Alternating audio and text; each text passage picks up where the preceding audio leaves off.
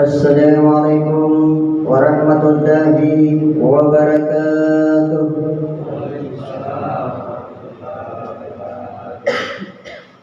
Bismillahirrahmanirrahim. Alhamdulillahilladzi faddalana ala katsirin min ibadihil mu'minin. Asyhadu an la ilaha illallah wahdahu la syarika lahu katibul azhar.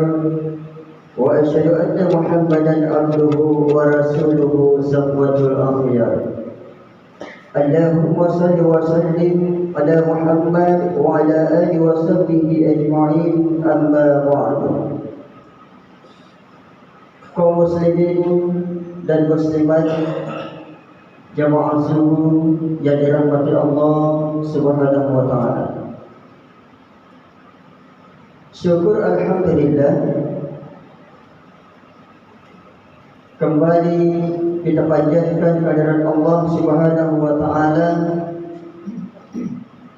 Tuhan yang Maha Pengasih dan tidak pilih kasih, Maha Penyayang yang sayangnya tidak terbilang, yang sampai saat ini kita semua diberikan nikmat iman, nikmat kesehatan, makbutuh robengon, nikmat kesempatan. Inilah yang berkumpul menjadi satu, menjadikan darul asbab, sahabat nasabari, atau pada engkau padubai perintah Allah Subhanahu wa taala, yakni melaksanakan salat subuh secara berjamaah. Alhamdulillah. Semoga seluruh amalan kita diterima oleh Allah Subhanahu wa taala, dan insyaallah kita bisa menjadi hamba yang bertakwa. Mahmudun Rabbana, salawat dan taslim kita kirimkan kepada Nabi Allah Muhammad sallallahu alaihi wasallam, Nabi yang seri pamasih dan dia assalamualaikum, yang telah membawa perubahan bagi kehidupan umat manusia, dari manusia yang kafir menjadi manusia yang berzikir, dari manusia yang suka mengomel menjadi manusia yang suka mengamal, dan bahkan dari manusia yang tidak beradab menjadi manusia yang lebih memiliki peradaban seperti saat ini. Singkatnya, Rasulullah telah membawa perubahan dari zaman jahiliyah menjadi zaman mahirah. Jamaah subuh yang dirahmati Allah Subhanahu wa taala, di dalam kitab Al-Jami'us Sahih,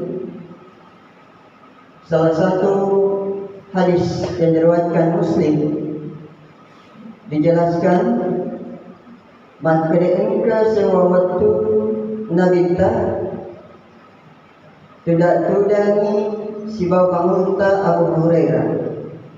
Kemudian beliau memegang tangannya. Nah, kata ini di mana? Nampak makannya Nabi kita, semoga makan iye diu nabaca di Allah Taala as-sunasah na iya bulu'i nabaca di Allah Taala as-sunah na iya tanah-tanah ni nabaca di Allah Taala as-sunah sini na iya sinin na ano na cace Allah Taala na pancaji we as-sul salas. Nah itu sisinin na ano na puji ko Allah Taala, na puji ko Allah Taala atau kebaikan yang lebih dikenal dengan an-nur, cahaya, na pancaji ko Allah Taala dihargai. Dan pada hari Kamis Allah menciptakan seluruh binatang melata yang ada di muka bumi ini, mulai binatang yang terkecil sampai yang terbesar, mulai dari binatang yang tak terlihat sampai binatang yang dapat dilihat secara kasat mata. Karena bakteri itu juga makhluk tidak bisa dilihat secara kasat mata. Dan pada hari Jumat pada asri waktu utamana waktu asrai Nabanca juga Allah Ta'ala makhluk yang sangat mulia, lebih mulia daripada makhluk yang diciptakan sebelumnya. Yang itu panutan Nabi Adam alaihissalam. Jadi kita ini manusia diciptakan di dalam surga. Koki lalana surga Pak Bu. Napanca di Allah Subhanahu wa Ta'ala. Tetapi satu saja kesalahannya Nabi Adam alaihissalam, yakni melanggar larangan Allah. Ia dikeluarkan dari surga. Di bawah larangan melanggar, dipassu larangan surga. Makuto problema iblis si ditori bawah salahnya dipassu oleh surga, yakni melanggar perintah Allah. Jadi melanggar larangan tidak berhak juga masuk surga, melanggar perintah tidak berhak juga masuk surga. Narik pemilu itu dipilih di Pak. Si dibawa salahnya, ia diusir dari itu. Bagaimana dengan kita? Kasihan ini urusan. Riwayatkan Nabi ketika iblis diusir dari surga turun ke bumi, maka ia berjanji akan mengganggu hamba-hamba Allah. Itulah sebabnya di dalam Al-Quran Allah Ta'ala berkali-kali mengingatkan kita selaku hambanya. Di antaranya surah Yasin ayat 60. A'udzubillahi minasyaitonir rajim. Alam ahad ilaikum ya bani Adam an la ta'budu syaitan innahu lakum aduwwun mubin. Maka dia Allah Ta'ala, bukankah saya sudah perintahkan kepadamu, wahai anak cucu Adam, Allah ta'budu syaitan, jangan menyembah syaitan.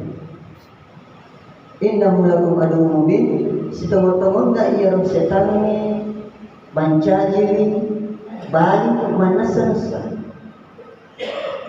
Itulah sebabnya di dalam kitab Khuruj fi Sabilillah yang ditulis oleh An-Najat pada halaman 94, angka apa waktu-waktu setan menggoda manusia. Lamar sini riwayat tu matin rota. Jadi pematin rohiba bu jamaah sekalian, usaha kami membaca itu nang pematin itu. Minimal berdoa bismika Allahumma ahya wa bismika amut. Naiknya napagurap ta gamata makade dari komelo ki matindro tempat biasa tu ada baca qul Allahu ahad, ya, surah Al-Ikhlas. Kemudian dibaca juga Al-Falaq, Qul surah Al-Falaq. Kemudian dibaca Qul surah An-Nas. Dan usahakan dibaca juga ayat kursi. Kemudian niat mau bangun jam berapa, insya Allah Allah akan bangunkan kita pada jam yang kita inginkan. Apabila ini diamalkan jamaah sekalian, berdasarkan pengalaman kami, kita bisa merasakan, Pak, kalau diamalkan secara kontinu, kita bisa merasakan kalau ada orang di sekitar kita sekalipun kita tidur. Insya Allah. Karena itu, bagaimana cara Rasulullah tidur? Beliau itu miring ke kanan, titi lo atau sebagaimana ketika jenazah itu dikuburkan, ia ditidurkan seperti Rasulullah Muhammad SAW dan menghadap kiblat. Makanya kita di Indonesia dari kongkat umat ilmu, maka kepalanya berada di sebelah utara, kakinya berada di sebelah selatan, kemudian menghadap kiblat. Kenapa? Karena memang Rasulullah sudah menegaskan bahwa kiblat hukum ahyanan wa amwatan. Jadi kiblata adalah Ka'bah, riwayat Kota dan riwayat Madinah. Makanya membaca ayat suci Al-Quran itu lebih afdal kalau menghadap kiblat. Salat lebih utama, lebih afdal ketika menghadap kiblat dan seterusnya. Maka malas senora dari komenoi kali menghadap kiblat. Dan memang itu kiblat kita. Jamaah subuh yang dirahmati Allah Subhanahu wa taala. Selanjutnya, ketika kita tidur, ini terbukti bahwa setan akan mengganggu kita. Terkadang kita bermimpi buruk, jemaah sekalian. Katul-tul majiyaki. Napa kutub ki agamata, bahkan Rasulullah di dalam hadis sahihnya yang diriwayatkan oleh Muslim, bisa dilihat juga di kitab Sahih Muslim, ada juga di Sahih Bukhari, ada juga di kitab Al-Jami' Sahih Hasan Bahrisi. Akan apa gurana kita? Makanya kita ru'yatul hasanatu minallah wal hulmu minasyaitan. Faman ra'a syai'an yakramuhu falyamsikus an simalihi salasan wa yata'awwas minasyaitan fa innaha la tadurru. Maka dia kita narik kokatul maka sini, maka itu berasal dari Allah Subhanahu wa taala. Naiknya narik kokatul majiyaki itu berasal dari setan. Maka Rasulullah mengajarkan di sini dalam hadis. Jadi kukatul majiyaki nasunabita fal yamsikus an simalihi salasa. Jadi mamin cuki katalu ke kiri law abio, kemudian wal yata'awas minasyaitan, kemudian kita membaca ta'awuz a'udzubillahi minasyaitonir rajim. Nah, sehingga kita wa innaha la tadur. Maka mimpi buruk ini tidak akan mempengaruhi dalam kehidupan kita. Sebab biasa tuh gitu dulu riolo bisa melakukan kung kakatulu tak ada isinya masih ada. Sampai waktu saya mau masjid di Makassar, ya di Masjid Biasa Nurul Muhammad, angka sek di Tomajo ketul-tul tak ada isinya. Apa yang dia lakukan? Dia bawa ke masjid kue 7 macam, baik begitu rupa. Orang ini dibaca, didoakan maksudnya. Nampak kau, Ustaz, ini kue kami sedekahkan untuk orang di sini karena saya bermimpi kemarin malam jadi saya tanggal kasih kami mengisi tatanan maka situ dalam hati buka tulu-tulu mau buat kita kan ngaji nasi kita bayar. Artinya itu cara penyelesaian yang tidak sesuai dengan jalan agama. Maka yang diajarkan Rasulullah kalau mimpi buruk itu tadi maluda 3 kali ke kiri, kemudian baca ta'awuz a'udzubillahi minasyaitonir rajim. Inilah cara mengusir setan yang paling ampuh. Siapa yang mengatakan? Nabi Muhammad. Apapun yang dilakukan dan diajarkan Rasulullah, karena kita yakin, hakul yakin dengan syahadat kita, maka yakinlah bahwa itu benar. Dan ini sering saya amalkan dan ajarkan. Termasuk narik kotak kaluh kita, karena hadis ini setidaknya ada 2 kali versinya, periwayatannya. Ada juga di kitab As-Sifatus Shalat Nabi yang ditulis oleh Syekh Muhammad Nasiruddin Al-Albani. Suatu ketika sahabat Rasulullah sementara sholat diganggu setannya. Kemudian ia lakukan seperti tadi, meludah 3 kali ke kiri, kemudian baca terus A'udzubillahi minasyaitonirrajim. Yang tadinya bacaannya diganggu oleh setan, alhamdulillah ingatannya kembali. Jadi waktu itu ibarat ibu bapak sekalian, jemaah sekalian yang dirahmati Allah, dari kota kadu bagi waktu itu ibarat ada ti mesti mentar bersama kan. Tadi salah ada pak, di mata utara. Ternyata kita tidak bisa menemukan di mana.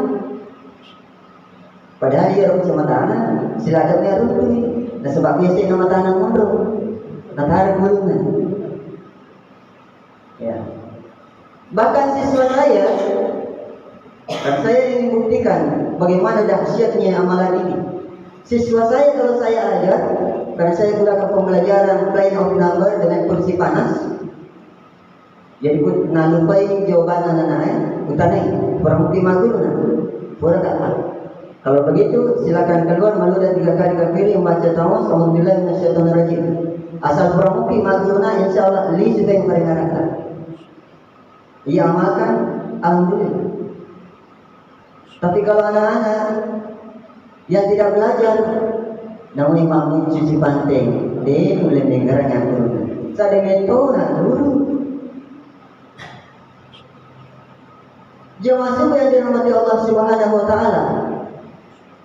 Amalan ini juga Pak bisa juga menghilangkan pemikiran kita yang terlalu padat. Sebab pada itu ke masalah yang ada Pak. Dinule tanggung ngero beban pikiran sampai tekanan kita naik. Lakukan ini. Tamak ke kamar mandi, mami cekatan dulu. Kalau yang baca tamas. Karena bacaan salah satu dalam Al-Quran A'udzubillahi minasyaitonirrajim ini dibolehkan membaca di dalam WC. Karena yang tujuannya mengusir setan. Karena dalam WC itu memang setan. Ya, malaikat tidak ikut di situ. Karena dalam hadis Rasulullah dijelaskan, engkau waktu setan itu tidak mengiring manusia. Yang ketika ia berhubungan termasuk berhubungan suami istri, itu malaikat itu kan menjauh karena malu, maka setan yang berkuasa di situ. Maka otomatis kita diajarkan untuk berdoa. Ya. Kemudian masih juga kakus atau WC toilet, kita juga diajarkan kita berdoa. Kemudian jemaah sekalian yang dirahmati Allah Subhanahu wa taala, yang kedua, waktu-waktu setan akan menggoda manusia, yakni ketika kita makan melapik mantri. Ini selenge doa berubah muslim. Kalau bicara makanan halal, thayyiban, halal dan baik. Tentu pada tambahan lima ke makanan halal dan mana makanan haram. Tapi engkau cete lo kudangi maka ini ia rotomata kita selalu mencari amalan-amalan yang lebih utama, yang lebih afdal. Utama ki warungnya baku, kira-kira makam aja ki jolo nampak mandre atau pergi mandre nampak makam aja. Orang yang ke makam aja. Nariko kita hati-hati jemaah sekalian. Seharusnya ajaran Islam adalah diwajah ijolo nampak mandre supaya halal aja. Nah supaya seni amade dia sen kumade to made. Nah sebaran kato to made sementara made. Bayangkan, ku sementara made ki tepa engkau malaikat Israel cabut nyawa kita. Kemudian masih ada makanan yang paling halal 100% yang kita makan. Ini berbahaya. Bukan hanya persoalan halalnya jemaah sekalian.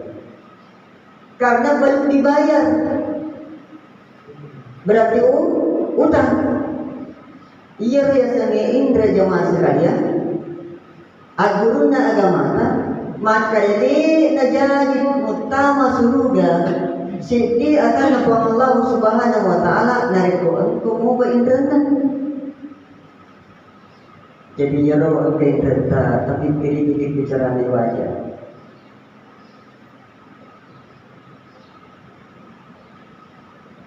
Bahkan orang yang mati syahid sekalipun, bayangkan mati syahid itu sekian banyaknya hadis menjelaskannya bahwa ia akan langsung masuk surga. Mati syahid ini kematian yang paling tinggi derajatnya. Tapi ia tidak bisa masuk surga kalau masih ada utangnya.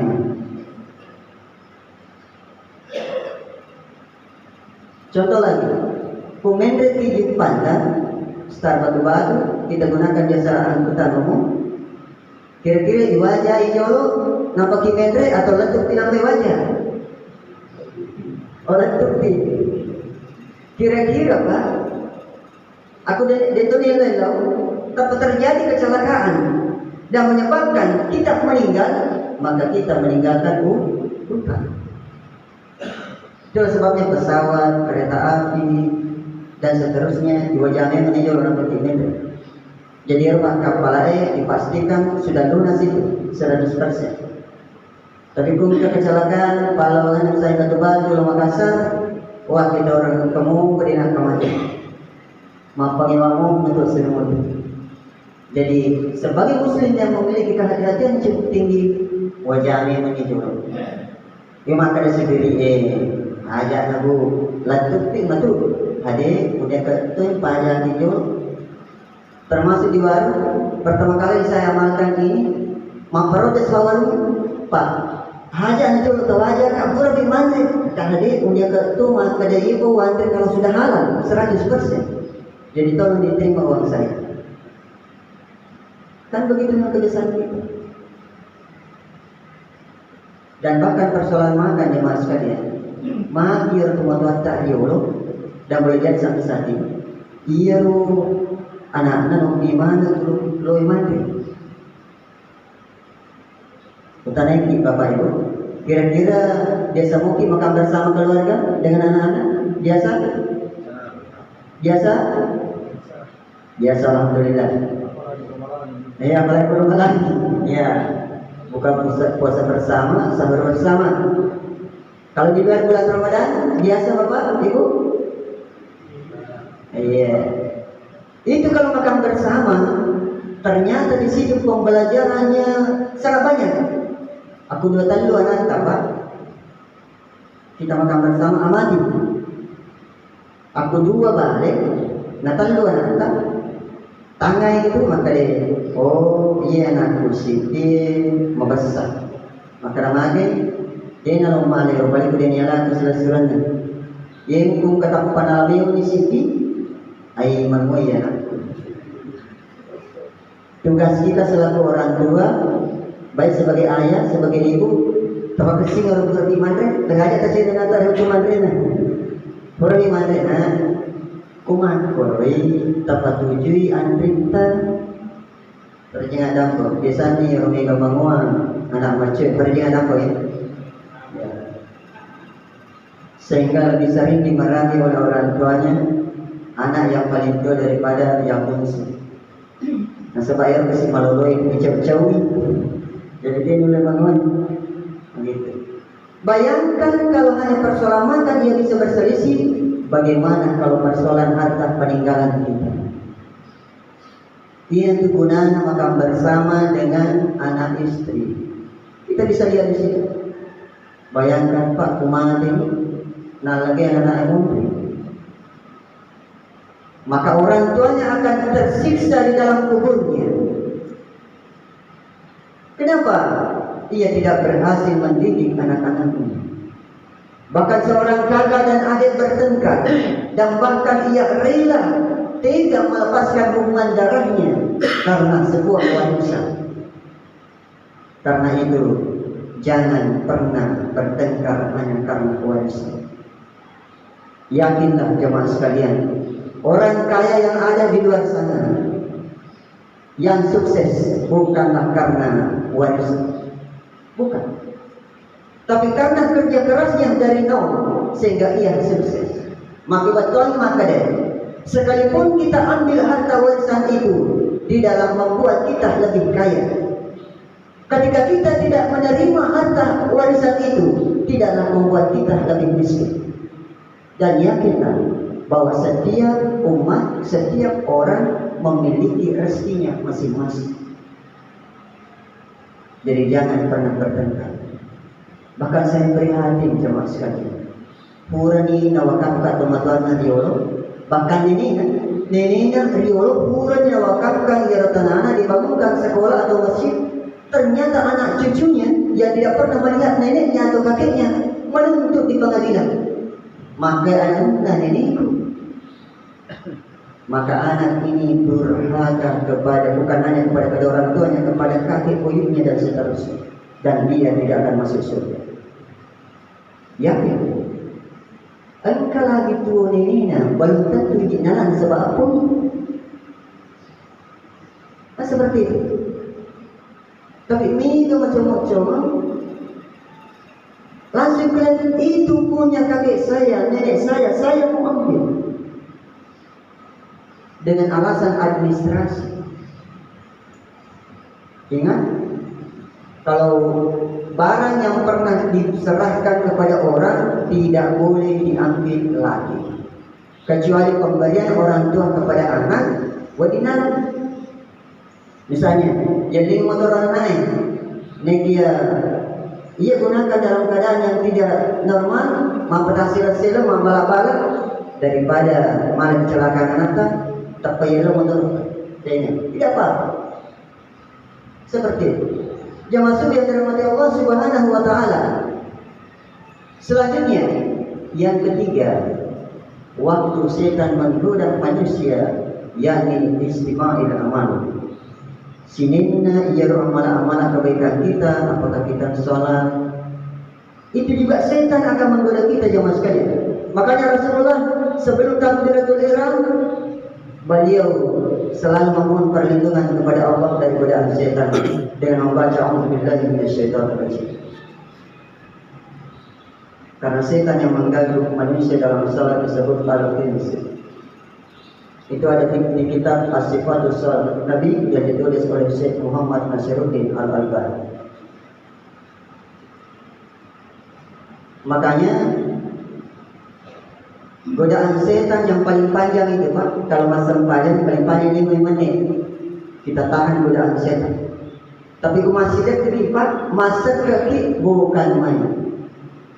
Sejak kita menyumbang sampai kehidupan kita, setan masih bisa mengganggu. Dari waktu kita menyumbang, ikhlas Bismillahirrahmanirrahim karena lillahi ta'ala. Kurang masumbang 1 hari, tapang katong kade. Alhamdulillah, ia masih kita selesai ini berkat sumbangan. Tapang menteri gue cek ini kesombongan pada ini. Hanya dalam hati saya, iya di sana ini saya tidak menyumbang, ini tidak selesai mesti. Maka seluruh pahala semua kita hancur. Bahkan Allah menjelaskan di dalam surah Al-Baqarah sekitar ayat 264 di situ dijelaskan. Maka dengan kau masumbangi kemudian menyakiti orang lain atau ada unsur riya, maka itu seperti debu di atas batu licin kemudian datang hujan lebat. Kira-kira Pak, aku kau biasanya batu tapi panakan kamu si raja, apa yang terjadi? Mani sita dengan makuto ni rapal beragana kalau kita bersedekah, berinfak, berzakat dan seterusnya. Tapang kecil muncul karya, ya. Apalagi kita sombong, di karya pada terbatas, hilang semua pahala. Tapi di ada salahnya saya tambahkan sedikit di sini. Aku seakan Pak, seket ada 8 golongan. Jadi orang itu kita tidak berhak diberikan zakat, sebenarnya zakat sedih. Tapi kalau infak, yang pertama diberikan itu kedua orang tua kita. Aja ame mabasa kepada terbatau yang itu teman-teman. Negader mabasag malangi silauna tapi nalupe itu matuan. Jadi kutanya mo sa kabu Pak tapang mulai jolo kutu-kutu tamandir. Tapang mulai insyaallah. Karena Allah sudah menjelaskan di dalam Al-Quran seperti itu. Kemudian terakhir, yang keempat, hal-hal yang dapat atau waktu yang dapat menggoda manusia oleh setan, diantaranya adalah ketika bercanda. Mabung-mabung lagi, ia itu mabung-mabung lagi. Terkadang mulut kita kasaleo, membuat orang tersinggung. Di situ juga ada setan. Makanya ketika kita puasa, apa itu pasalan yang dibuat oleh mulut kita, ya yang bisa membatalkan pahala puasa. Di antara 5, maka Nabi kita khamsatu asya atau fitus saum, al-kisbu wal ghibatu wal namimu wal yaminul kamusu wal nasaru bisyahud. Jadi 5 pasalan asabari pahala puasa kita hilang. Tapi 4 yang berkaitan dengan mulut kita, ucapan kita. Yang pertama adalah bohong, dusta. Jadi kumabal lagi jamaah sekalian, tadi ka pahala puasa. Yang kedua ghibah. Dicari tajian pada terbuat tahu. Namun ini makhluk, artinya itu adalah kebenaran. Hilang pahala puasa. Yang ketiga namimah. Disapa celah-celah atau kekurangan orang, apalagi pada terbuat tahu. Mengadu domba bisa hilang.